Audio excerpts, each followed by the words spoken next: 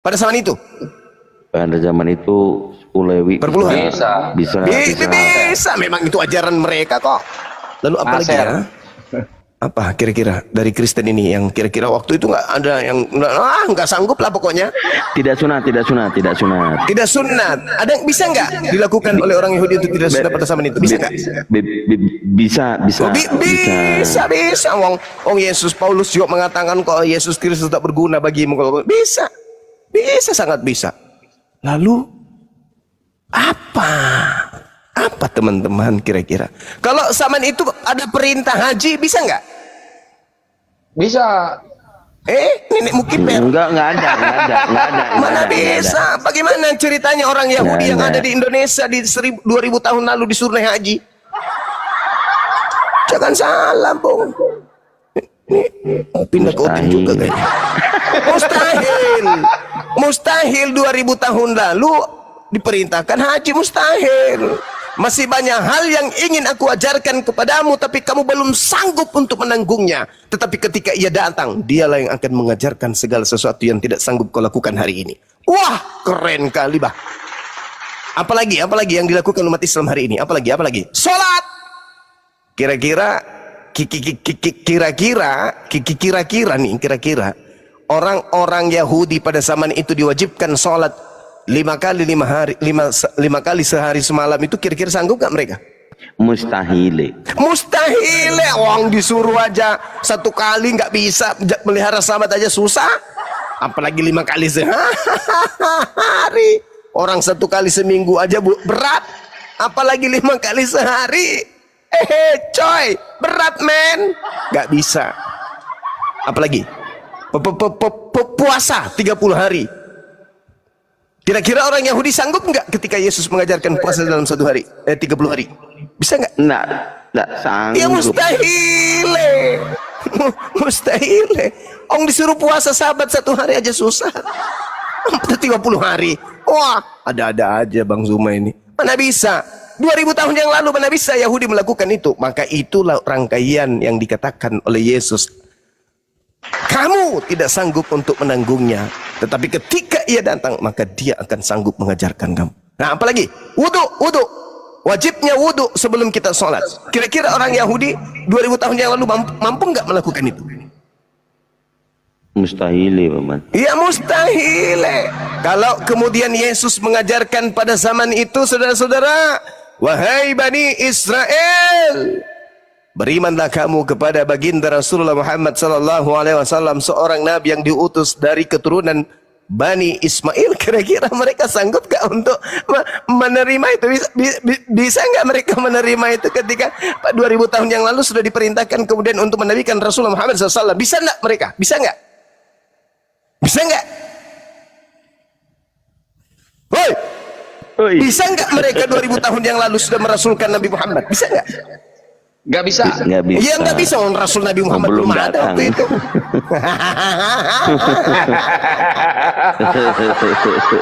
Jadi ketika Yesus berkata, masih banyak hal yang harus aku ajarkan kepadamu, tetapi sekarang kamu belum sanggup untuk menanggungnya. Ya ajaran yang mana? Ya ajaran Islam. Nah, kalau ajaran Kristen diajarkan 2000 tahun silam oleh Yesus, bisa nggak? Ya bisa. Apa yang susah? Coba joget sana, joget sini, mutar pinggul, la la la la la la la la. Apa yang sulit? Orang Yahudi juga suka joget kok. Apa yang sulit? Berarti setelah Yesus pergi, yang datang wajib hukumnya Islam, bukan aliteng. Itu yang betul. Nah, satu lagi yang paling berat dilakukan di luar Islam pada zaman itu apa?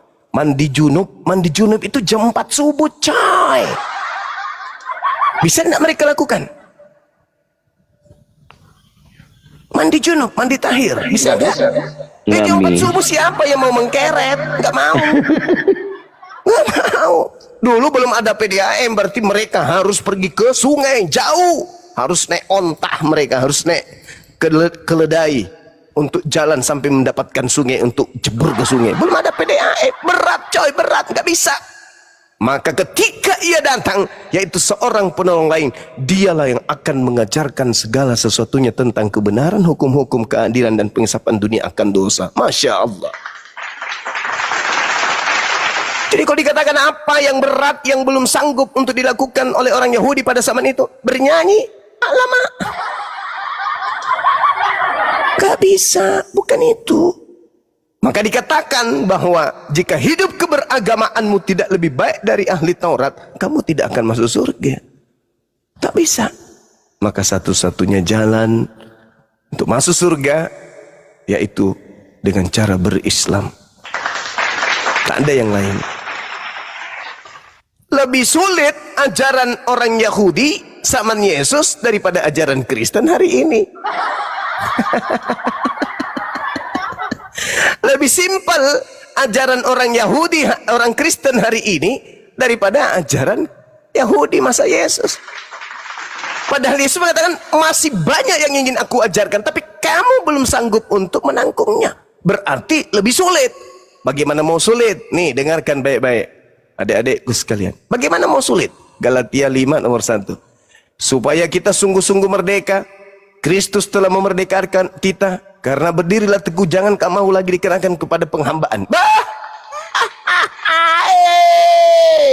Salome, Salome, nggak ada lagi yang berat, orang sudah merdeka, nggak lagi menghambakan diri. Mana ada ini lebih berat daripada ajarannya pada masa itu. Sementara Yesus mengatakan masih banyak yang ingin aku ajarkan, tapi kamu belum sanggup menanggungnya, yaitu membebaskan kamu dari hukum Taurat. Ya. Masolang generasi. Kalau Yesus datang mati di salib untuk membebaskan mereka dari kutu hukum Taurat, ya Masya Allah, ya jadi enak lah. Orang Yahudi akan mengatakan, Sus, ya matilah sekarang Sus. Kenapa? Ya supaya kami merdeka dong dari penghambaan. Mati ya. Sementara kata Yesus, kamu belum sanggup untuk menanggungnya, berarti lebih berat. Ini malah dimerdekakan dari penghambaan, dimerdekakan dari aturan. Gimana ceritanya lebih berat, Salome? Nggak mungkin. Belum lagi kalau kita lihat di dalam Galatia 4 nomor 7. Jadi kamu sekarang ini bukan lagi hamba, melainkan anak. Jikalau kamu anak, maka kamu juga adalah ahli waris, ahli warisnya Elohim. Ya. Makan sandal jepit sudah, biar otak sampean berfungsi. Bagaimana mungkin? Kata Yesus, masih banyak hal yang ingin aku ajarkan, tapi kamu belum sanggup untuk menanggungnya. Loh, masakan iya kamu ini sekarang bukan lagi hamba Tuhan, jangan lagi melakukan perintah, jangan lagi kau menghambakan dirimu, jangan makan babi, bersunang, kau usah lagi. Sekarang saatnya kau merdeka, kau sekarang bukan hamba, sekarang kau itu adalah anak-anak Tuhan. Cie, anak Tuhan tidak bersunat, koplak. Jadi kalau dikatakan bahwa sekarang kamu bukan lagi hamba, loh, berarti makin ringan dong, makin ringan, makin nyaman dong. Padahal Yesus mengatakan kamu tidak akan pernah sanggup menanggungnya, belum bisa aku ajarkan, karena ini berat, kau belum sanggup menanggungnya. Apa sih? Bocorkan Bang Yesus, bocorkan kepada Bang Suma dong. Apa yang berat itu? Ini loh Bang Suma, apa? Sebenarnya yang paling berat bagi orang Yahudi itu adalah apa itu? Tidak taat pada hukum Tuhan. Yaitu mereka bukan lagi hamba Tuhan, tapi dia anak Tuhan. Maksudnya berat sekali bagi Yahudi untuk meninggalkan ketaatannya, karena orang Yahudi itu adalah hamba Tuhan yang paling taat. Ya, dompala. Justru orang Yahudi itu disebut tegar tengkuk, disebut sebagai pembunuh para nabi, disebut sebagai ular beludak. Kenapa? Karena mereka tidak pernah taat kepada hukum Tuhan. Bahkan Musa mengatakan apa? Di Ulangan 34. Sedangkan aku masih hidup, kamu sudah memperlihatkan pertentanganmu kepada Tuhan. Apalagi nanti ketika aku tak ada.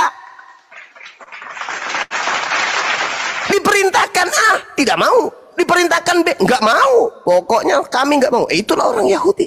Tapi katanya, kalau pengajaran yang akan diajarkan oleh Yesus yang belum sanggup mereka anut adalah membebaskan mereka dari hukum-hukum Tuhan. Ya, Salome merasa tanta. Bagaimana Bagaimana mungkin?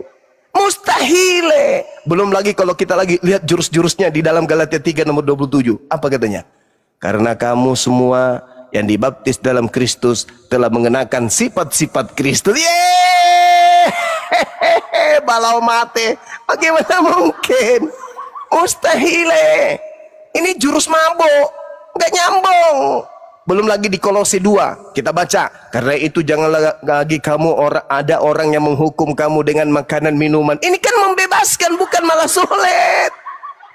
Ini malah membebaskan mereka, membuat mereka lebih mudah untuk menanggung. Sedangkan Yesus mengatakan Yohanes 16 nomor 12, masih banyak yang ingin aku katakan kepadamu, tetapi kamu belum sanggup untuk menanggungnya. Apa itu? Membebaskan kalian dari hukum-hukum Tuhan. Ya. Salome. Mana bisa kayak gitu? Harusnya yang belum sanggup untuk dilakukan adalah mandi junub, sholat tahajud, sholat 5 kali sehari, puasa 30 hari, apalagi berhaji, berzakat, dan itu baru masuk akal. Yang berat itu adalah masuk ke gereja salto kiri salto kanan mana bisa Ayu mama inilah kalian yang tak pernah menggunakan akal di dalam beragama. Lalu kemudian di dalam Ibrani juga tuh, sebab itu marilah kita tinggalkan hukum-hukum pertama dari ajaran tentang Kristus dan beralih kepada perkembangannya yang penuh.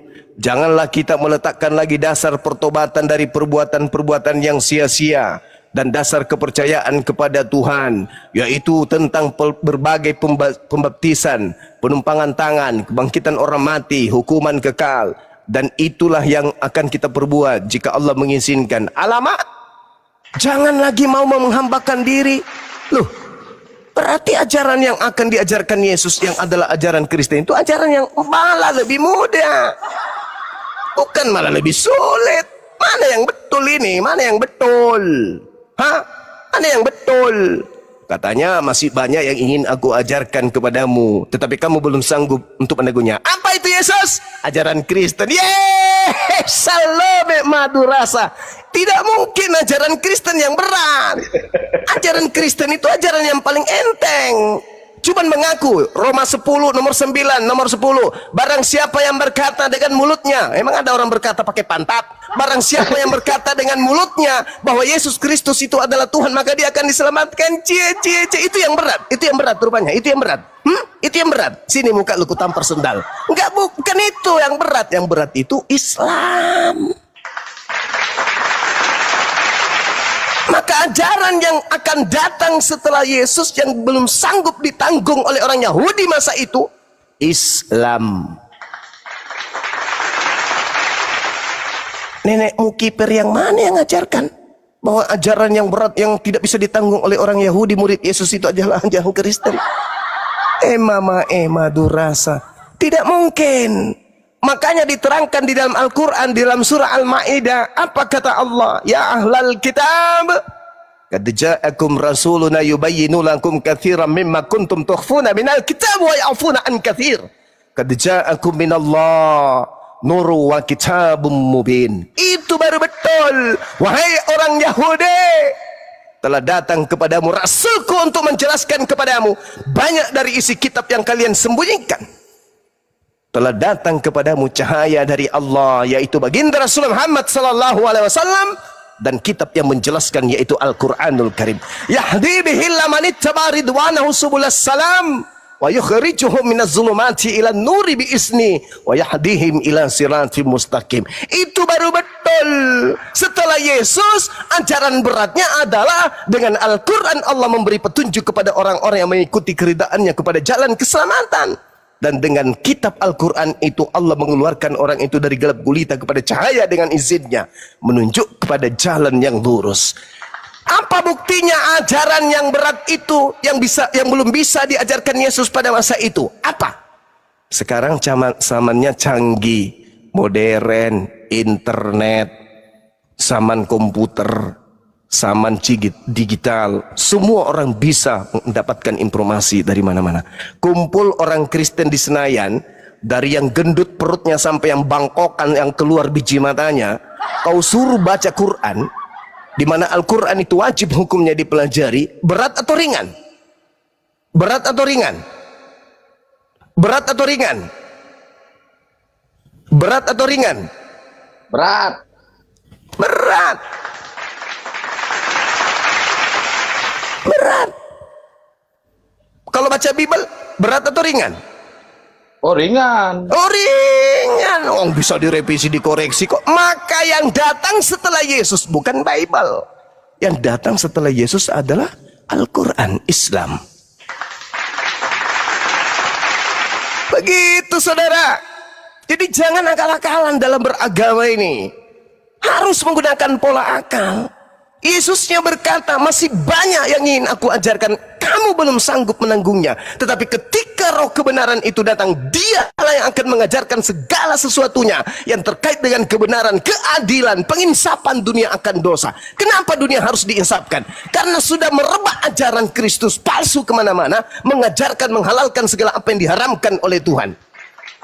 Maka harus ada yang datang membersihkan dunia ini. Ada yang menghalalkan babi, datang pengharamannya. Tidak boleh. Ada yang menghalalkan minuman, datang pengharamannya. Tak boleh. Dialah yang disebut, ketika ia datang, maka dia akan menginsapkan dunia akan dosa. Kenapa? Karena sudah mendunia dosa. Dosa sudah dihalalkan di mana-mana. Jangan lagi kau mau mempenghambakan diri. Jangan kau mau diatur lagi masalah makanan, minuman. Semuanya boleh. Tak ada yang halal, haram. Tak, semuanya halal. Mustahil. Jadi kalau orang saudara-saudara Kristen itu pintar mendudukkan Bible pada pola akal, maka mereka akan sampai kepada kebenaran Islam. Sayangnya mereka bisanya hanya Salome. Gak bisa mereka ini. Jadi kalau kita umat Islam ditanya apa dan bagaimana ajaran setelah Yesus, jelas jalan keselamatan satu-satunya setelah Yesus hanya Islam. Gak ada yang lain. Oh, Yesus aja sendiri disebut apa? Juru selamat kok, bukan juru Kristen. Juru selamat. Juru selamat itu apa? Ya Islam. Islam artinya selamat. Berarti Yesus juru Islam. Kristen apa? Ya itu Kristen, ya pengikut Kristus. Mana Kristus yang mana? Yang keluar dari kubur. Beda kelas, coy. Jadi polanya kemudian ketika kita berbicara mengenai kaidah kebenaran, Yohanes 16:12, masih banyak hal yang harus kukatakan kepadamu, tetapi sekarang kamu belum dapat menanggungnya. Ajaran mana yang tidak bisa ditanggung pada masa itu? Kristen? Oh, nggak mungkin. Satu-satunya ajaran yang tidak bisa ditanggung pada zaman itu hanya ajaran Islam. Kalau agama Kristen, apanya yang sulit? Hah? Apa yang sulit di Kristen? Gak ada yang sulit di Kristen itu. Apa coba? Nyanyi-nyanyi. Malam kudus. Apa yang sulit nyanyi-nyanyi? Gak ada yang sulit dengan nyanyi-nyanyi itu. Semua orang hobi nyanyi. Orang mau meninggal aja nyanyi. Ada. Orang lagi jatuh cinta nyanyi. Sakit hati nyanyi. Sakit gigi nyanyi. Banyak utang nyanyi. Menang lotre nyanyi. Kalah judi nyanyi. Apalagi main slot nyanyi. Kalah slotnya, apa nyanyi itu paling gampang dikerjakan. Jadi bukan itu yang dimaksud. Yang dimaksud oleh Yesus itu adalah ajaran yang berat yang tidak bisa kemudian ditanggung pada zaman itu. Ya, saya kira begitu. Tadi yang bertanya mana? Udah pergi? Ya udahlah. Udah dibawa ambulan? Oh ya sudahlah. Saya kira begitu ya teman-teman sekalian. Jadi polanya sangat sederhana. Kalau ingin kemudian sehat hidup dalam beragama, maka pelajari Bible itu. Bible itu akan membawa Anda kepada Islam, tidak membawa Anda kepada Kristen. Kalau pola yang Anda pakai membaca Bible akal, bukan doktrin. Nah, kalau doktrin ya hancurlah kalian. Saya kira begitu, host. Silakan kalau masih ada yang mau berdiskusi. Ya, ini ada Bang Herman. Bang Herman, selamat malam Bang Herman. Dibuka mute-nya Bang Herman. Ustaz Alif, assalamualaikum. Waalaikumsalam warahmatullahi wabarakatuh. Ya, para guru semua lanjut.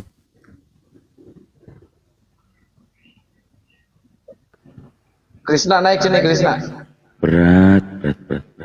Berat. Ayo Krishna, kalau masih jadi hamba, naik. Kalau jadi anak Tuhan, nyaingilah kau Yesus, kau saingi.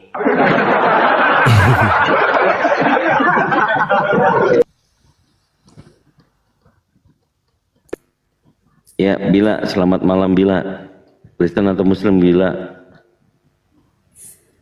Bang Bila. Oi, kurang kenceng. Kenapa saya nggak bisa kenceng ya Bang? Tomboloknya kecil.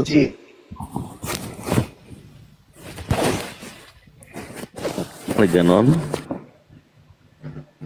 Reganon. Ya, Kristen atau Muslim? Muslim. Kristen apa Muslim? Muslim. Assalamualaikum warahmatullahi wabarakatuh. Alhamdulillah.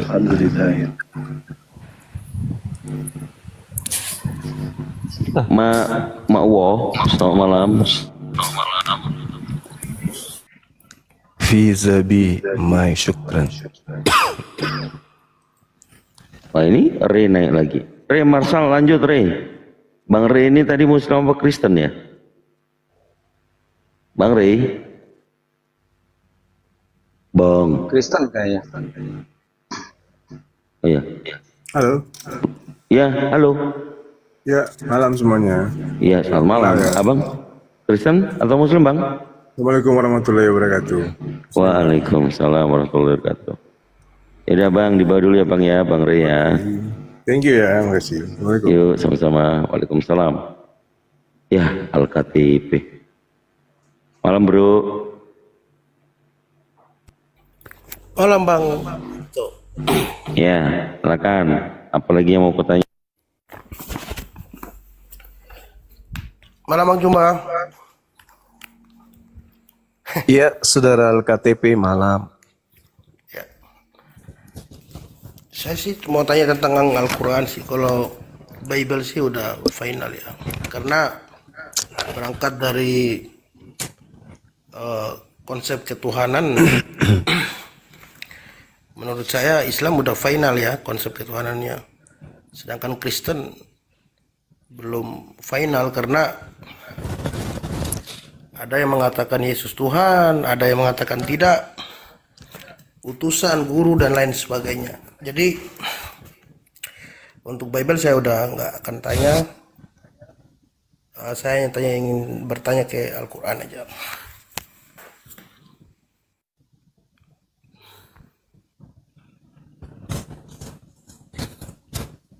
Iya, silakan. Oke. Saya ingin bertanya di surat Al-Araf, Pak Bang Juma, di 1:7 tentang Nabi Muhammad menguatkan di Taurat dan Injil. Ya. Saya minta penjelasannya Bang Juma, Injil dan Taurat yang bagaimana? Terima kasih. Baik.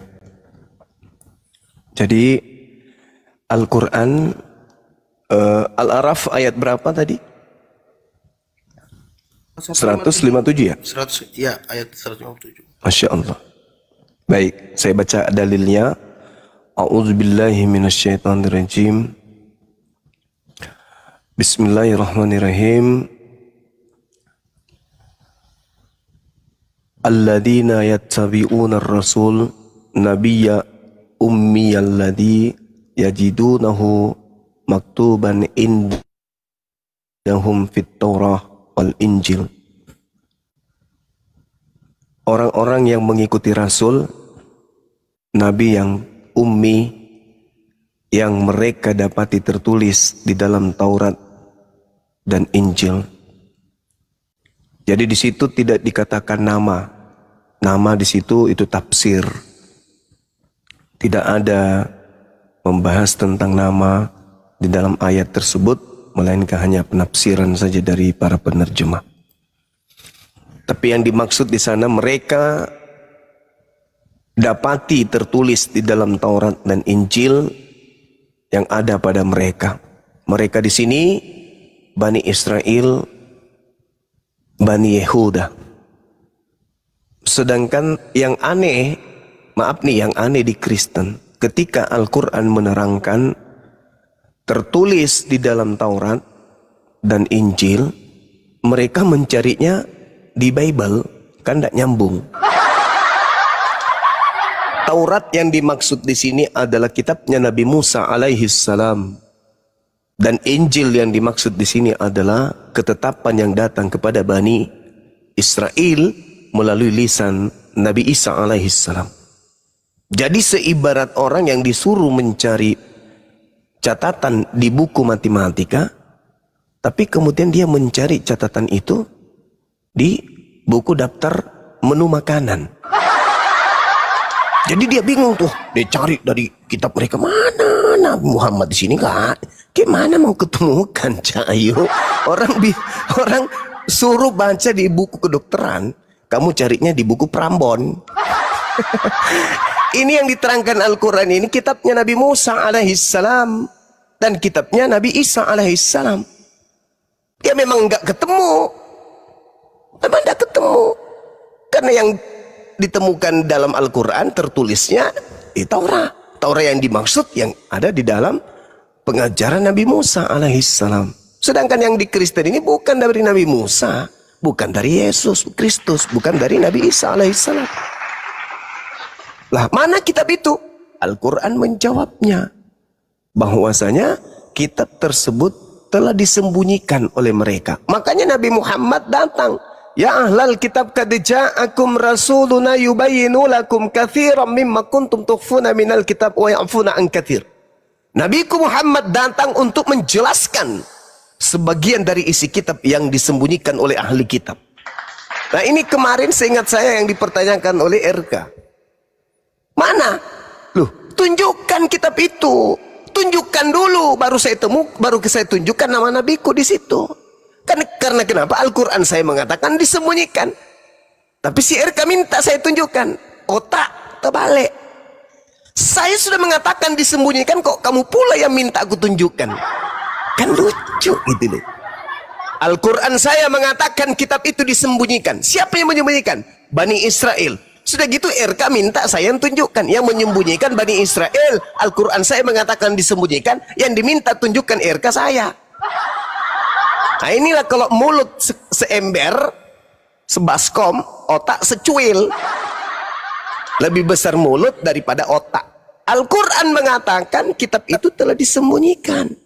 Harusnya kalau mereka ingin secara ilmiah membahas isi Quran, datang tuh bawa di depan kita umat Islam. Hei umat Islam, ya paman, Al-Quranmu mengatakan Taurat, Injil disembunyikan oleh ahli kitab kan? Ya, alhamdulillah, haleluya. Kami sudah menemukan kitab tersebut dan tidak kami temukan kemudian ada Nabi Muhammad di dalamnya. Itu baru keren. Lo yang debat kok sama saya Targum Jonathan yang ditunjukkan, tafsir. Yang ditunjukkan kitab terjemahan milik Barat. Gimana ceritanya mau ditemukan? Jangankan kemudian nama Nabi Muhammad, Nabi Ismail aja di sana. Nabi Ismail di sana itu direndahin. Apalagi ada muncul nama Nabi Muhammad di sana, nggak mungkin. Al-Quran saya mengatakan disembunyikan. Nah, kesempatan kalian untuk mematahkan argumentasi Quran. Ini loh. Apa? Kitabnya Nabi Musa, Tauratnya. Mana coba kita terperiksa. Wah, ini baru ditulis tahun kemarin. Nabi Musa hidup di sekitar tahun 1500 sebelum Masehi. Mana kitab itu? Ada. Kalau ada saya tunjukkan tuh nama nabiku di dalamnya. Nabi Muhammad di dalamnya ada nggak? Nggak ada. Tapi saudara, meskipun tak ada disebutkan nama Nabi Muhammad, tetapi meskipun hanya tersisa terjemahan, alhamdulillah di Ulangan 18 nomor 18, seorang nabi akan aku bangkitkan sama seperti engkau wahai Nabi Musa. Aku akan menaruh firmanku di mulutnya. Orang Kristen mengatakan Injil itu adalah ya kitab kanonik. Alhamdulillah, lagi-lagi di Kisah Para Rasul 2 Kisah Para Rasul 3 nomor 2223 jelas di sana. Bukankah Tuhan mengatakan dalam Taurat Musa akan mengutus seorang nabi yang sama seperti Musa? Barang siapa yang tidak mendengarkan firman yang terlontar dari mulut nabi tersebut, akan terjadi dia akan dilenyapkan dari bangsanya.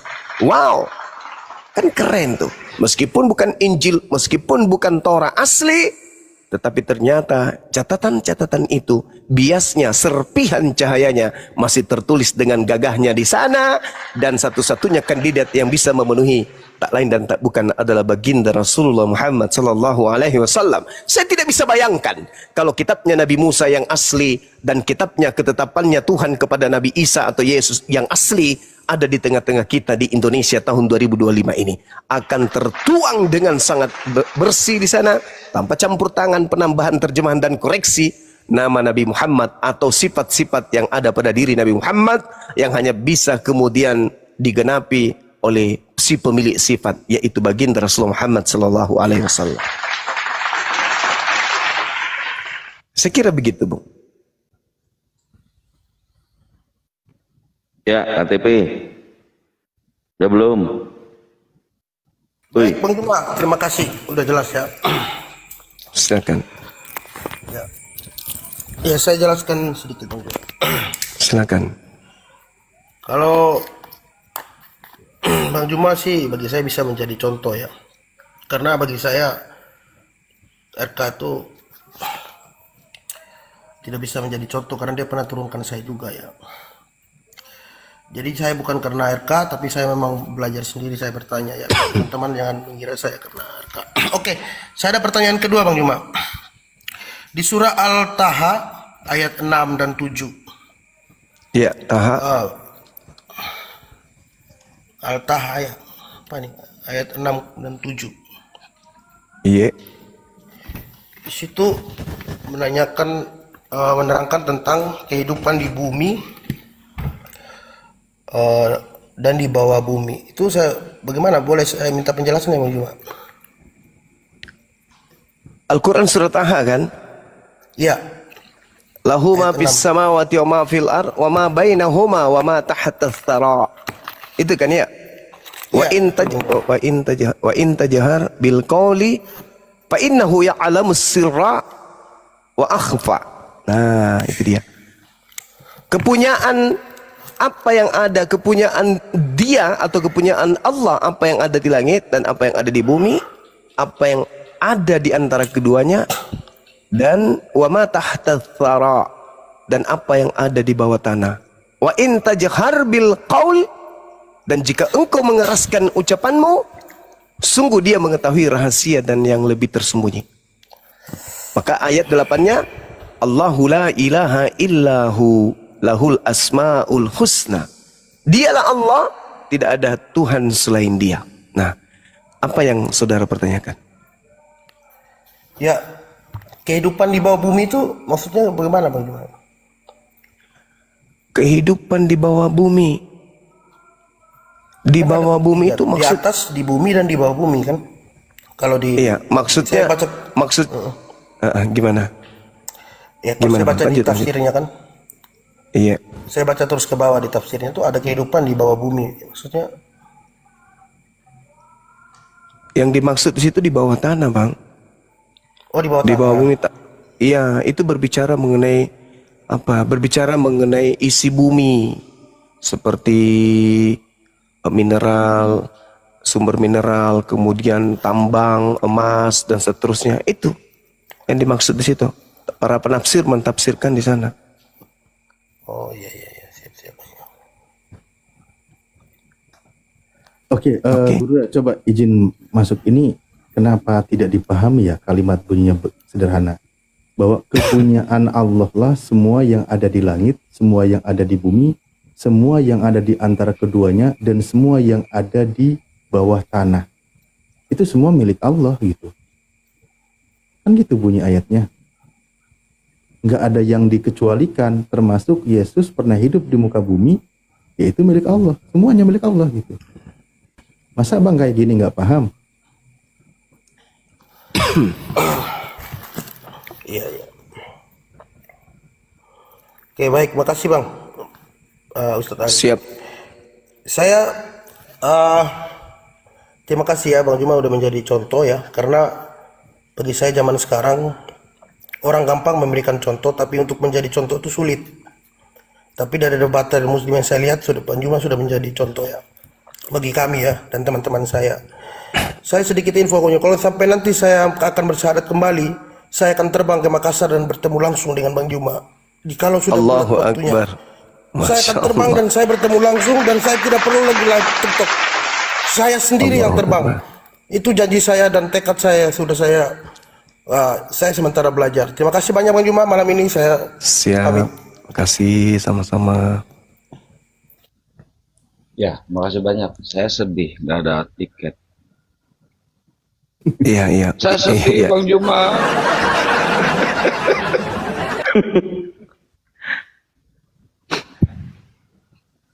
Ada yang baru Iya. lagi? Yang dia baca tadi itu tafsir dari Jalalain Bang Zuma. Itu ada 7 lapis bumi. gitu kan. Baik, Iya. Charles 07, selamat malam. Charles, Aku gabung. Aku mau ngomong sampai jauh. Halo. ya halo selamat malam Bang Danian. Iya. Kristen atau Muslim Bang? Cek. Kristen. Oke, silakan Bang. Untuk Bang Juma, selamat malam Bang Juma. Malam, Bung. Denian. Salam kenal. Ye. Ya. Saya ingin bertanya, di Islam itu bagaimana seseorang itu disebut sebagai nabi? Ciri-cirinya dari kehidupannya. Iya. Karena saya dengar kalau Daud itu nabi gitu kan. Kalau bagi kami Daud itu raja. Nah, seperti itu. Tapi di dalam kitab saudara disebutkan Daud itu nabi. Itu gimana itu? Mana yang betul? Dalam kisah para Rasul 2, Di dalam kisah kisah para Rasul 2, di dalam kisah hidup Daud, dia oke, disebut kisah nabi, para Rasul 2. iya, nomor 28, 29, 30, 31. Dia disebut nabi. Kisah Rasul 2. Di khotbah Petrus, Bang. Petrus sendiri yang mengajarkan itu.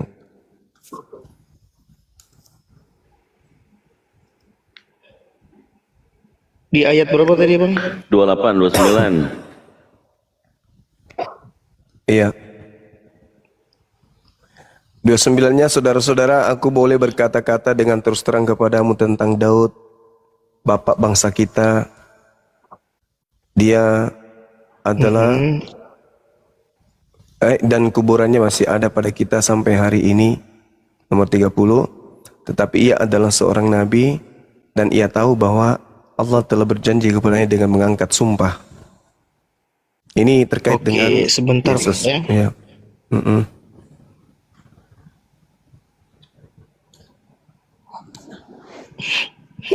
Bilang Bang, gak jadi deh nanyanya gitu. Sebentar.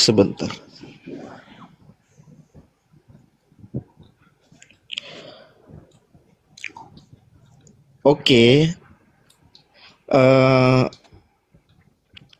Atau yang tadi coba Bang, jelaskan konsep seorang yang disebut nabi menurut Islam seperti itu. Seperti apa?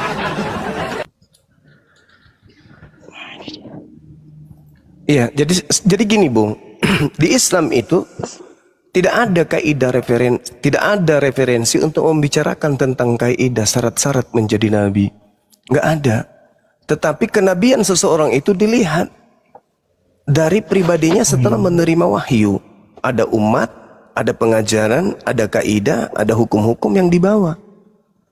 Jadi bagi kami, nabi itu adalah utusan Tuhan. Pencipta langit dan bumi mengutusnya melalui lisannya, kemudian memberikan satu pengajaran yang mana ajarannya ini diperuntukkan kepada manusia lain selain dirinya. Nah, itulah seorang nabi yang kami tahu. Jadi nabi itu berbicara mengenai firman Tuhan, Tujuan kedatangannya mengajarkan manusia untuk menuju kepada jalan keselamatan. Nah, di Islam itu sempurna. Ada nabi, ada kitab, ada pola pengajaran, ada tata struktur ibadah dan seterusnya. Hubungan kepada pencipta sempurna, hubungan kepada sesama makhluk sempurna. Jadi nabi kami mengajarkan rahmat kepada seluruh alam semesta. Nabi kami cakupan kenabiannya lebih luas dari seluruh nabi. Abraham hanya untuk keturunan Abraham tok. Nabi Isa untuk keturunannya tok. Nabi Musa untuk kaumnya tok. Begitu juga kepada nabi-nabi yang lain. Tapi baginda Rasulullah Muhammad SAW diutus ke atas muka bumi untuk seluruh manusia, termasuk untuk Anda. Yesus hanya untuk Bani Israel, bukan untuk Kristen. Yesus itu. Begitu saudara. Tanda-tanda kenabiannya menerima wahyu. Mana wahyunya? Al-Quranul Karim. Tuh tanda-tanda kenabian. Makanya Paulus itu juga nabi. Sayangnya dia palsu. Lukas itu nabi. Sayangnya palsu. Markus nabi. Sayangnya palsu. Matius, penulis Matius maksud saya nabi. Penulis Yohanes juga adalah nabi. Tapi semua itu adalah nabi palsu. Kenapa? Karena catatan-catatan mereka bukan firman Tuhan. Itulah yang disebut nabi-nabi palsu oleh Yesus.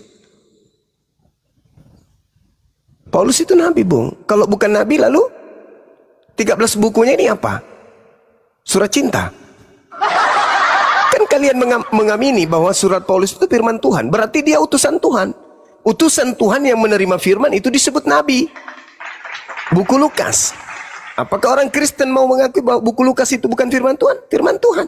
Berarti Lukas nabi. Begitu juga yang lain. Kalau bukan nabi, berarti karangan. Bahaya itu. Kalau ternyata kalian beragama mengimani buku karangan. Jadi harus nabi. Lukas nabi, Paulus nabi, Matius nabi, Markus harus nabi. Tidak bisa tidak. Karena kalau tidak, berarti bukunya bukan firman Tuhan. Oh, jadi dia nabi, Bang Suma? Ya iya. Berarti tulisannya firman Tuhan? Ya iya. Tapi palsu. Nabi tapi palsu. Gitu saudara. Karena kalau Anda sudah tidak mengakuinya lebih dulu nabi, dia bukan nabi, maka tertolak. Berarti bukan firman Tuhan. Nah, tapi karena Anda mengakui itu adalah firman Tuhan, berarti mereka nabi. Meskipun Anda mengatakan, oh bukan nabi, mereka rasul. Meskipun. Tapi karena Anda menerima buku-bukunya sebagai firman Tuhan, maka mau tidak mau, suka ataupun tidak, ikhlas atau tidak, mereka adalah nabi. Anda akan digiring ke situ. Kecuali Anda mengatakan, oh ini memang bukan firman Tuhan, ini hanya karangan-karangan mereka. Oh bukan nabi berarti. Tapi selama kalian mengatakan buku itu adalah firman Tuhan, maka dia nabi. Sekarang diuji. Pernahkah Yesus berfirman, bersabda kepada Lukas? Tidak pernah. Kepada Paulus? Tidak pernah. Markus tidak pernah, Matius tidak pernah, Yohanes tidak pernah. Berarti mereka ini siapa? Nabi-nabi palsu. Kok nabi palsu menulis tentang dirinya? Ya memang. Karena Lukas menulis Lukas menulis bukunya, tidak pernah dia mengatakan bahwa ini adalah firman Tuhan. Yohanes menulis bukunya, tidak pernah juga dia mengatakan ini adalah firman Tuhan. Begitu juga Markus, begitu juga Matius. Hanya penulis kitab Wahyu yang mengatakan itu adalah wahyu dari Tuhan kepada Yesus Kristus. Begitu juga Paulus mengaku bahwa yang diterimanya itu adalah Injil dari Yesus. Dan pada kesimpulannya mereka semua adalah nabi, tapi palsu. Dan saya bisa buktikan kepalsuan kenabian mereka. Silakan. Oke, Bang Juma. Iya. Tadi kan, ya oke saya tangkap penjelasan Bang Juma ya. Jadi, ya.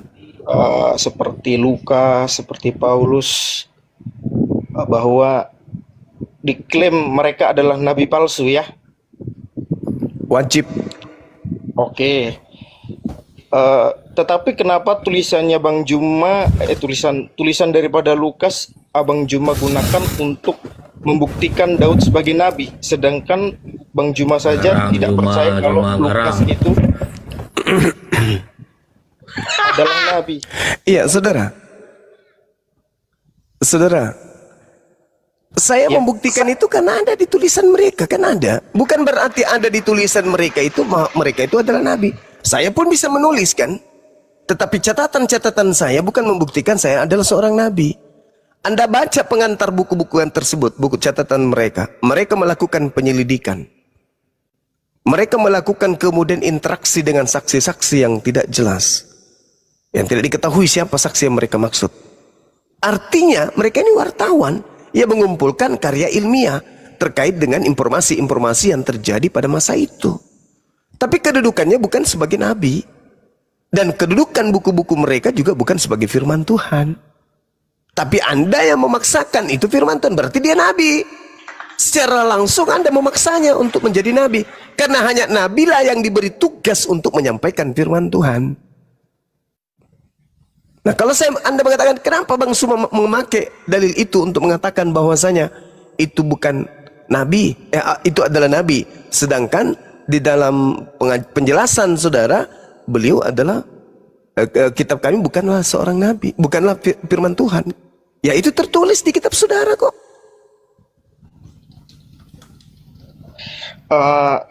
Iya Bang, yang saya tanyakan tadi kan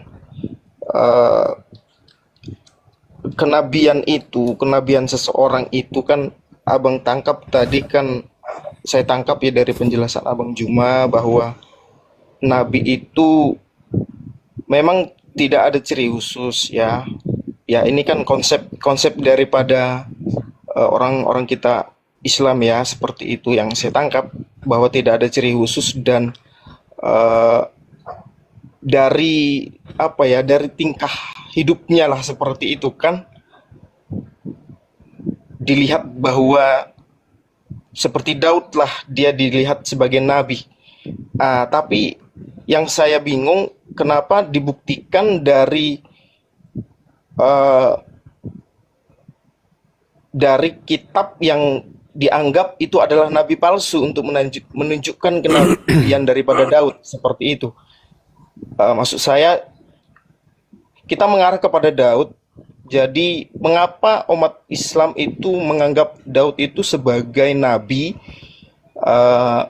dari mungkin penjelasan-penjelasan dari kitab-kitab atau dari tulisan-tulisan yang mungkin bisa menjadi referensi untuk dibaca seperti itu. Dan itu menjelaskan bahwa konsep kenabian yang jelas itu dari umat Islam itu seperti apa, itu menjelaskan seperti itu. Iya, saudara, Anda kan bertanya tadi tentang Nabi Daud. Kalau kami membawa Al-Quran, dalil dalam Al-Quran itu kan sudah sangat jelas. Bagaimana Allah mengutus Nabi Daud di dalam Al-Quran, surah Saba misalnya ayat 10 dan seterusnya. Banyak dalil yang mengatakan Nabi Daud menerima wahyu. Nabi Daud diajarkan kemudian oleh Allah. Nabi Daud kemudian diberi hukum-hukum. Nabi Daud diberikan hikmat ilmu. Kemudian Nabi Daud ini bertasbih bersama dengan makhluk lain yang diminta oleh Allah untuk bertasbih bersama Nabi Daud. Banyak ayat Al-Quran yang mengatakan itu. Al-Quran surah Al-Anbiya ayat 78, ayat 79, ayat 80, ayat 105, surah An-Naml ayat 15. Banyak. Apakah Anda beriman? Tidak. Nah, kisah para rasul, apakah Anda beriman? Beriman. Saya sudah tunjukkan itu. Daud disebut nabi. Al-Quran juga menyebutnya. Lalu, kenapa Anda tolak?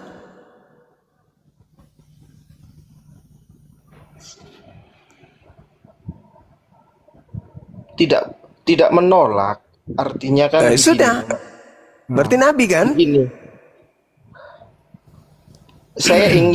Saya ingin melihat konsep kenabian itu ya, maksudnya saya rasa mungkin tetap ada perbedaan seorang yang disebut nabi ya antara umat Islam dan Kristen. Nah, ini yang ya mungkin inilah yang menjadi terkadang perpecahan atau perbedaan yang ada karena konsepnya saja sudah tidak sama seperti itu kan.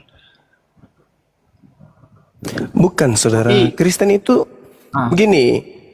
Kristen itu tidak pernah diutus nabi kepada Kristen. Gak ada nabi yang diutus ke Kristen. Itu nabi apa? Yang diutus ke Kristen itu nabi mana? Gak ada. Adapun Kristen ini muncul dari hasil penyelidikan orang-orang sehingga mereka menuliskan sebuah buku. Buku-buku mereka ini dijadikan sebagai pedoman keagamaan. Tapi penulis buku ini bukan nabi. Lukas bukan nabi, Markus bukan nabi, Yohanes bukan nabi, Matius bukan nabi, Paulus bukan nabi. Siapa lagi? Petrus bukan nabi.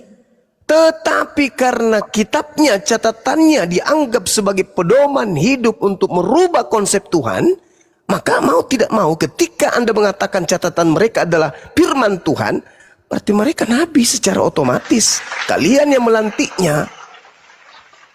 Kalian yang melantiknya. Kami sebagai umat Kristen ya Bang Juma tidak hanya mengimani Paulus, Lukas, Markus saja sebagai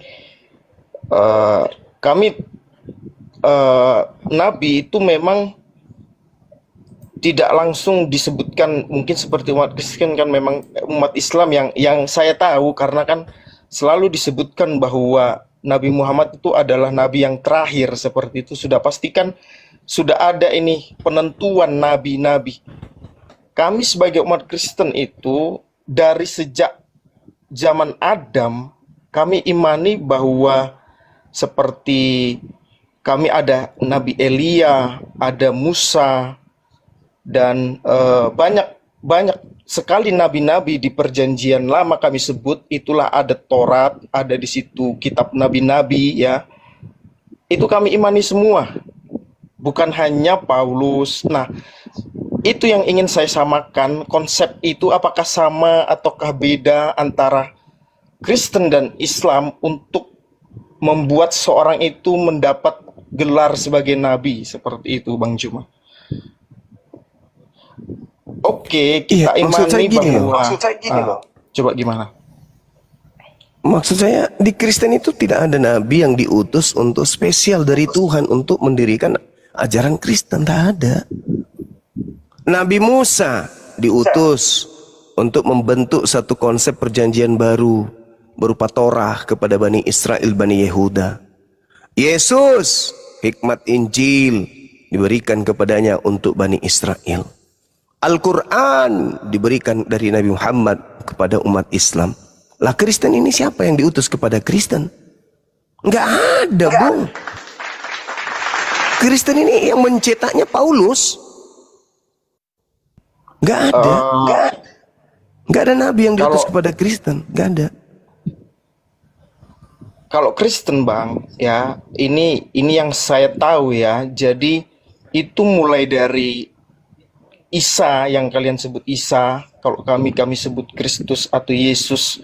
Dia mulai dari Paulus, dia mulai dari Petrus, muridnya Petrus. Dia sudah tetapkan bahwa jemaat itu akan dibangun di atas batu karang seperti itu. Dan jemaat Bani Israel bukan Romawi. Iya, dalam perjalanannya memang tidak hanya diutus bagi Bani Israel, tetapi itu meluas sampai ke banyak orang. Enggak, saudara. Paulus sendiri yang mengaku kok. Di dalam Galatia 2 nomor 8, Paulus mengaku Petrus diutus untuk orang-orang bersunat. Dan aku Paulus diutus untuk orang-orang yang tidak bersunat. Jadi nggak ada itu, Bang. Nggak ada nabi. Gini Bang. Murid Yesus kalau aja memang nggak ada diajarkan untuk mendirikan Kristen, nggak ada. Apalagi Yesus, apalagi nabi, nggak ada. Kristen itu agama buatan Romawi, Katolik namanya tadinya pertama kali. Hasil dari konsili. Tidak ada Yesus mengenal Kristen itu, enggak.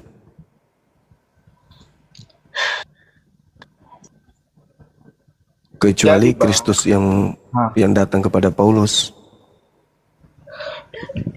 begini Bang, kami Kristen ya tidak hanya seperti ajaran yang dogma-dogma agama, tetapi memang selaras dengan sejarah yang ada. Jadi mulai dari Yerusalem ya, Yerusalem memang Petrus secara khusus diutus kepada orang-orang Yahudi atau Bani Israel, dan tidak disangkali bahwa Paulus lah yang diutus untuk untuk orang-orang di luar Bani Israel, karena memang ajaran atau kami tidak, saya tidak suka bahwa Kristen itu disebut agama ya, atau kalau saya pribadi memang tidak setuju ya bahwa Kristen itu disebut agama, karena memang itu banyak nanti apanya, tetapi pengikut. Nah, lebih tepatnya pengikut Kristus. Mulai dari Petrus itu ya ke Bani Israel diutus, dan Paulus tidak sangkali bahwa Petrus diutus hanya untuk orang-orang Bani Israel seperti itu. Tetapi berarti Kristen ini pengikut Paulus kan? Tidak. Lalu kami tetap pengikut siapa? Tetap pengikut Kristus.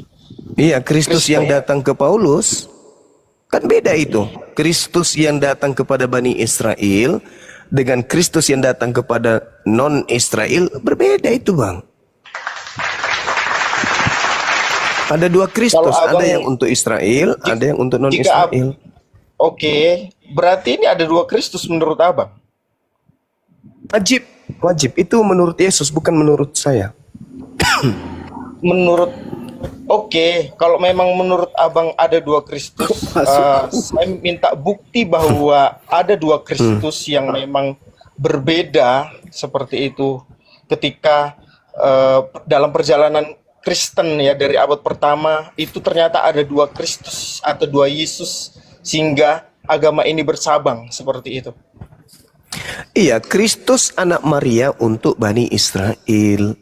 Kristus yang datang kepada Paulus di padang gurun itu untuk seluruh umat manusia. Beda. Kristus yang datang kepada Bani Israel adalah anak manusia. Kristus yang datang kepada Kristen bukan anak manusia. Beda. Beda, Bang. Makanya Yesus mengatakan waspadalah kepada Kristus palsu. Nah, Kristus palsu itulah yang datang ke Kristen. Oh, saya mulai mengerti Bang dengan pola pikir yang seperti itu, sehingga kami Kristen ya, secara khusus Kristen yang seperti seolah-olah disisihkan, bukan seperti Kristus yang datang ke Bani Israel. Saya tetap mengimani bahwa Kristus yang mengutus Petrus ke Bani Israel itu adalah Kristus yang sama yang mengutus Paulus untuk orang-orang di luar Bani Israel, ya. Oh, enggak sama, Bang. Enggak sama. Itu yang saya ingin, kalau memang tidak sama, dalam perjalanannya ya dari abad pertama sampai sekarang, kalau memang itu berbeda, kalau emang Bang Zuma bisa membuktikan bahwa itu berbeda, ya silahkan coba. Oke, saya buktikan ya. Baik. Nih, di dalam Matius 16 nomor 20, Yesus berkata, jangan kau sampaikan kepada siapapun kalau aku adalah Kristus. Tapi materi itu terlalu berat. Ketika murid Yesus datang ke Yesus di Bukit Zaitun, Matius 24, Anda buka. Matius 24. Di nomor 3, Yesus berkata, murid berkata kepada Yesus, Guru, apa tanda kedatanganmu? Dan apa tanda akhir zaman ini, akhir dunia ini? Yesus berkata, tanda kedatanganku adalah sama seperti kilat yang memancarkan cahayanya dari timur sampai ke barat. Demikianlah kelak nanti kedatangan anak manusia. Di data nomor 29, langit berguncang, matahari menjadi gelap, bulan tak bercahaya, bintang-bintang berjatuhan, kuasa langit berguncang, akan nampak tanda di tengah langit anak manusia, akan nampak dan seluruh manusia akan melihatnya. Itu tanda kalau yang datang adalah Kristus asli. Di mana tanda Kristus palsu? Ya selain daripada itu. Ada yang datang mengaku Kristus tapi tidak memiliki tanda itu palsu. Di mana itu tertulis? Sama di Matius 24 nomor 23. Jadi ketika ada orang berkata ada Kristus di sini, ada Kristus di sana, jangan kau percaya. Sebab Kristus palsu dan nabi-nabi palsu akan datang dan banyak melakukan mukjizat sekiranya mungkin menyesatkan orang pilihan juga, murid pilihan juga. Camkanlah, aku telah mengatakannya terlebih dahulu kepadamu. Jadi apabila ada orang berkata ada Kristus di padang gurun, ada Kristus di dalam bilik rahasia, jangan kamu percaya. Itu bukan aku. Kenapa bisa demikian? Karena kalau aku datang, tanda-tandanya kan sudah kubocorkan tuh. Matahari menjadi gelap, bulan tak bercahaya, bintang berjatuhan, langit kuasanya berguncang. Akan nampak aku di tengah langit, seluruh manusia akan melihatku. Selain daripada itu, Anda mengaku Kristus, jangan kau percaya, itu palsu. Sekarang coba saudara, ketika Yesus mengatakan kepada murid-muridnya, apabila ada orang berkata ada Kristus di padang gurun, ada Kristus dalam bilik, perintah Yesusnya percaya atau jangan percaya?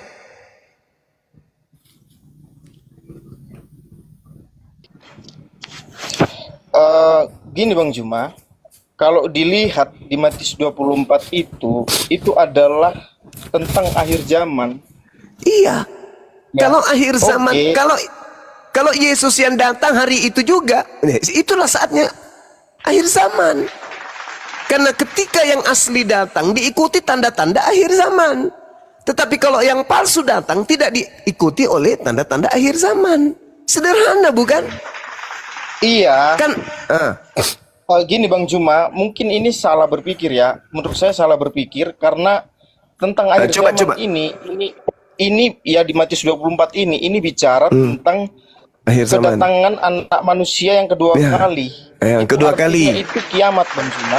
Kiamat. Ya. Sekarang coba Anda yang terangkan kepada saya. Menurut Yesus, kalau dia yang datang, apa tanda-tandanya? Menurut Yesus berdasarkan Matius 24. Coba Anda yang jelaskan. Menurut Yesus, kalau dia yang datang, apa tanda-tandanya? Tanda-tandanya itu sudahlah berakhir ya. Kalau Bang Juma bisa baca di kitab Wahyu itu ada matrai, ada sangkakala, ada cawan yang dicurahkan semua sampai ada perang terakhir, artinya perang habis. Itulah yang disebut dengan kedatangan Kristus yang kedua kali. Jadi, itu asli kan? Itu asli atau palsu? Itu untuk kedua kali Bang Juma, yang artinya itu asli atau palsu? Bukan kedua kali, nggak ada ceritanya kedua kali. Itu asli atau palsu? Kalau kami Bang Juma, Kristus itu datang dua kali. Yang pertama dia menebus dosa, yang kedua itu untuk menghakimi. Ya saya pernah dengar di Islam. Ya, pertanyaan saya nggak dijawab loh. Itu yang datang. Pertanyaan saya nggak dijawab. Ketika tanda-tanda yang Anda sebutkan tadi, itu asli atau bukan?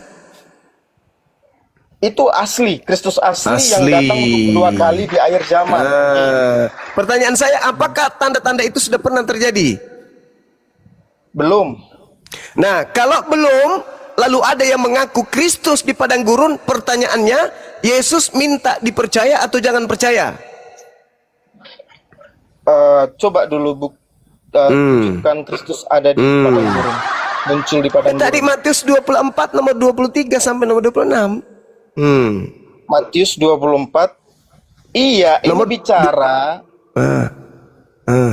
Bicara apa? Ini bicara Kristus membandingkan ada Kristus palsu dan juga ada Kristus yang datang kedua kali.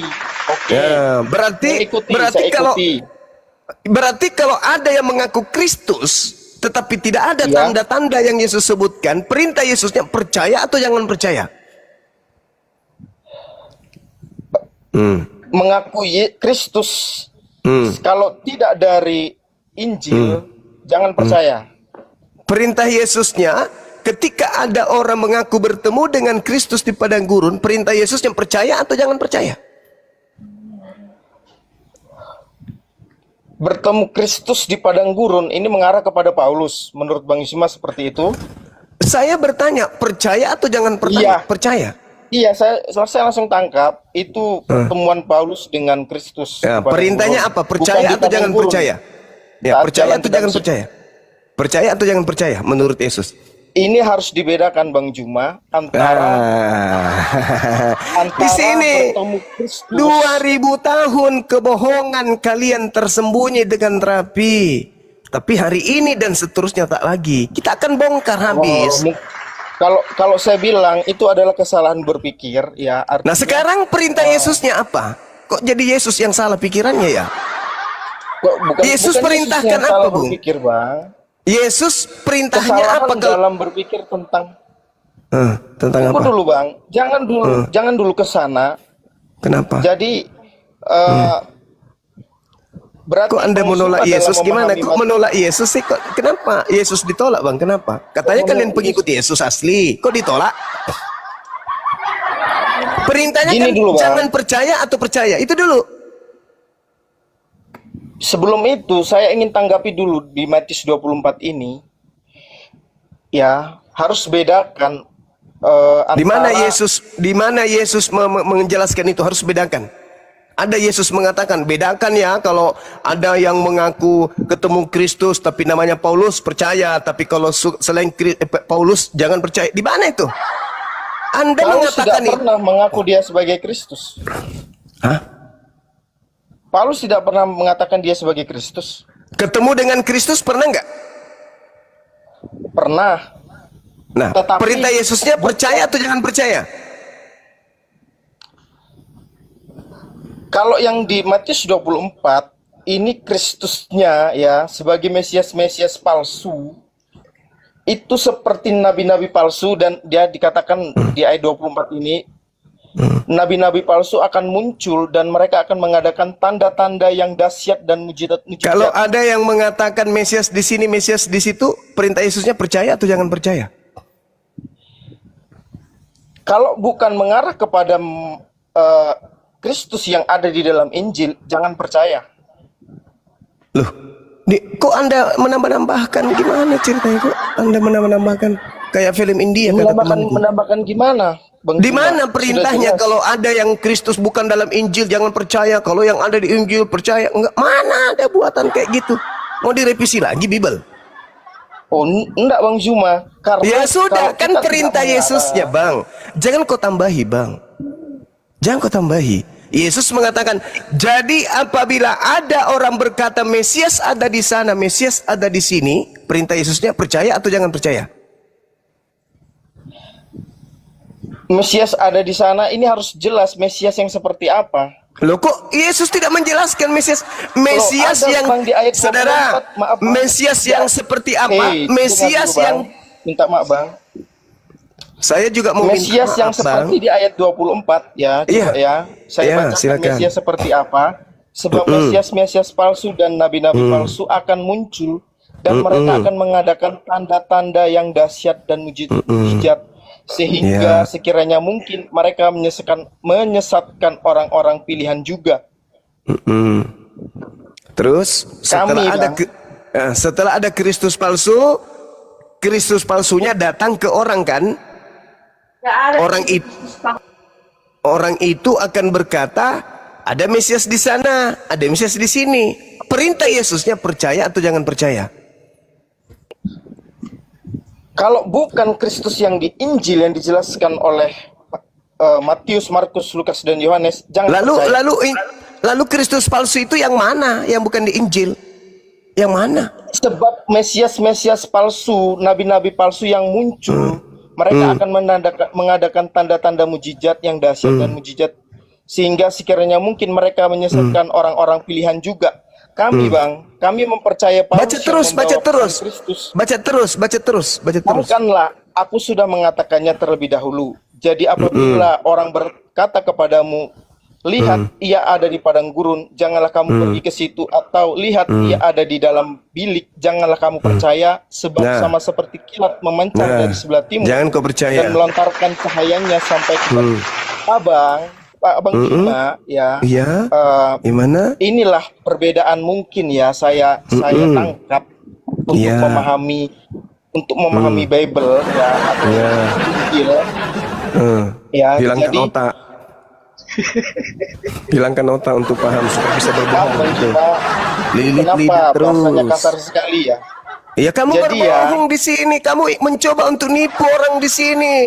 Perintah Yesusnya apa? Perintah Yesusnya apa? Perintah Yesusnya apa? Percaya atau jangan percaya? Boleh saya jelaskan dulu. Boleh nggak juga saya membantah penjelasan Anda yang akal-akalan itu? Boleh nggak? Anda memelintir dalil. Anda akal-akalan. Anda akal-akalan. Anda akal-akalan. Coba Anda baca nomor 23-nya. Coba.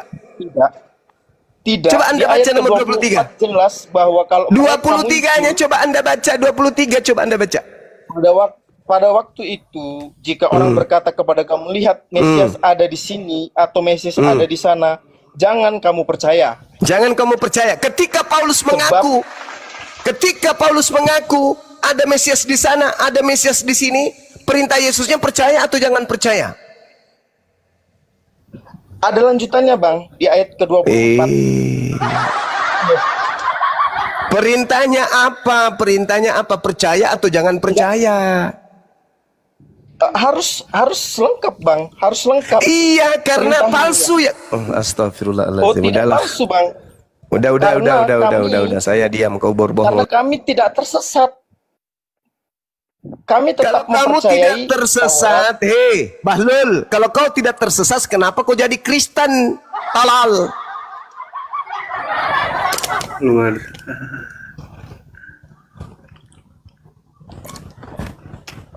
Dumpala, mending kau ke gereja, jilat pantatnya pendeta, supaya kau bisa bodoh sampai mati. Perintahnya sudah kau baca tadi. Tanda-tanda kalau yang datang Kristus asli, langit, bintang-bintang, matahari, bulan, semua dijelaskan tuh. Bintangnya begini, mataharinya kayak gini, langitnya begini, dijelaskan semua. Jadi apabila ada yang mengaku bertemu dengan Kristus tidak ada tanda itu, perintahnya jangan percaya. Lol. Dilembutin semakin jadi-jadi, dikasarin nangis. Kitab sendiri dipretelin lidahnya, kami tidak sesat. Nenek mukiper nggak sesat. Tuhan dibunuh manusia kok nggak sesat, pie. Matamu suwe. Oke, lanjut teman-teman. Ya, ini ada Bang Dion. Selamat pagi Bang Dion. Halo Bang. Malam. Malam Bang Dion. Boleh tanya nggak Bang Dion. Halo, Muslim apa Kristen Bang Dion? Kristen Bang. Oh, silakan kalau mau bertanya. Pada awal mulanya yang diciptakan sebenarnya Alkitab atau Al-Quran, Bang? Alkitab, Bible mungkin maksudnya ya? Iya. Oh, kalau Bible itu lebih dulu dituliskan kemudian, karena memang Yesus mengatakan antikristus itu berasal dari tengah-tengah Bani Israel. Penyesat itu muncul lebih dulu di tengah Bani Israel. Al-Quran datang justru untuk menjelaskan kesalahan Bible itu.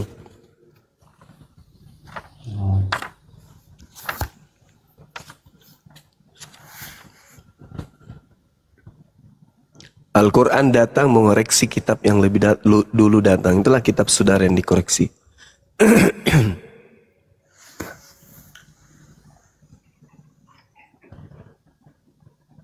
Boleh. Bible memang duluan datang. Duluan banget Bible datang. Tapi sekiranya sampai ke Indonesia didatangkan oleh Belanda, dia niru yang belakangan datang. Boleh tanya bang, kan ini gua baru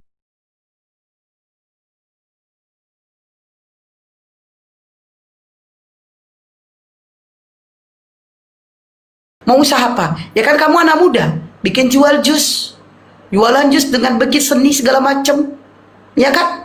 20 juta bikin jual seni gini-gini. Kalau misalnya uangnya gak ada, kita gadekan tanah di kampung. Ya kan, uang 20 gadekan tanah di kampung gak apa-apa. Udah. Nanti kita ini, itu menurutku ya, mauku dia jadi pengusaha aja. Tapi nggak tahu, kita tengok anaknya. Sama mekanik. Anakku itu tahu lah, tengok nantilah. Rungkat ya. Doain aja lah, semoga sukses. Tapi demi Allah, kalau cita-citaku, harapanku, aku ingin anakku jadi ulama. Harapanku. Itu sudah aku bilang dari dulu. Dari dulu sudah aku bilang sama dia. Aku mau dia jadi ulama. Apalagi dia seperti Ustadz Abdul Somad. Wis, keren banget dakwanya. Itu harapanku. Tapi nggak tahu dianya. Makanya kalau dia misalnya apa, saya akan cari link kuliah gratis di Madinah. Saya akan cari linknya. Kalau dia mau, masalahnya aku gak mau. Makanya tengok nanti lah dia berubah pikirin. Itu harapanku. Kenapa gitu? Ini kayak setidaknya aku gak punya harta yang kutitipkan, aku punya didikan yang bisa kutitipkan. Gitu. Kalau anakku mau dia jadi ulama, aku akan cari link kuliah di Madinah gratis loh. Madinah, Mekah kuliah gratis. Waktu saya umroh itu dibilang juga. Ya waktunya, nanti saya cari ustadznya. Madinah, Mekah, bagi kalian mau anaknya kuliah bisa gratis. Nah, masalahnya anaknya mau enggak? Semuanya loh, kalau nggak salah, uang jajan-jajan juga dibiayai sama mereka. Kalau nggak salah sih, pokoknya anaknya mau aja belajar. Nanti pulang dari sana, ceramah deh, gitu. Tinggi, udah bagus itu. Apanya tinggi? Doa ibu terbaik, amin. Itu nggak pengen kayak Bang Faruk anaknya. Kenapa harus jadi kayak Bang Faruk?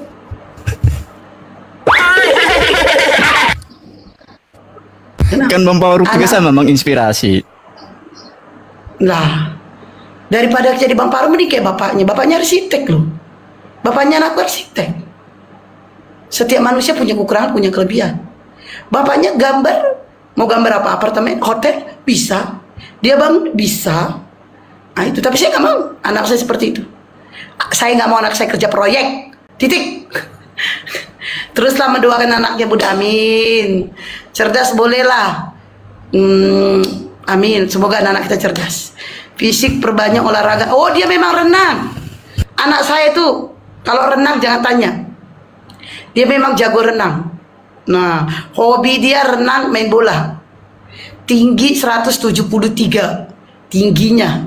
Beratnya kayaknya sekitar 55 gitu. Semoga tercapai, Bun. Amin. Itu harapan aku. Pengen anakku jadi ulama. Biar dia kayak Ustadz Abdul Somad kan. Aku suka dengan Ustadz Abdul Somad. Kalau ceramah itu tegas banget. Dan itu impianku. Wow, jadi aku ngeliat anakku ceramah. Asal dia jangan ceramah maknya ya. Kalau dia ceramah mak ini serius, Bang Musafir minta naik. Serius, abang. Assalamualaikum Bang Musafir. Maaf, terpencet. Agak aku kaget. Bunda Rahma, selamat malam Bunda Rahma. Assalamualaikum. Masya Allah, kali pertama ini dengar suara Bang Musafir ya. Iya. Masya Allah, barakallahu fikum Bangku. Baru kali ini loh dengar suaranya, serius. Minta naik.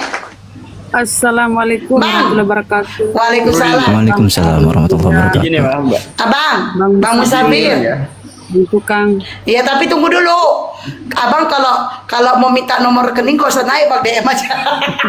Kepencet tadi. Oke, Pak. Ya. Akur, Bunda Esti, akur. Bang Musafir DM aja katanya tuh. Iya kan, kalau dia mau minta nomor rekeningku gak usah naik, Bang. Iya kan, DM aja nanti ku kasih nomor rekeningku. Iya kan, rezeki anak soleh. Masya Allah. Mafid, selamat malam Mafid. Maaf, Pi. Assalamualaikum Maaf. warahmatullahi Ya, wabarakatuh. Kristen Islam. Assalamualaikum warahmatullahi wabarakatuh. Waalaikumsalam. Islam ya. Ada yang mau disampaikan? Namanya aja Mahfid kok. Hafizah ya Fadl Hafizan. Wa hafizun. Masa keren. Iya.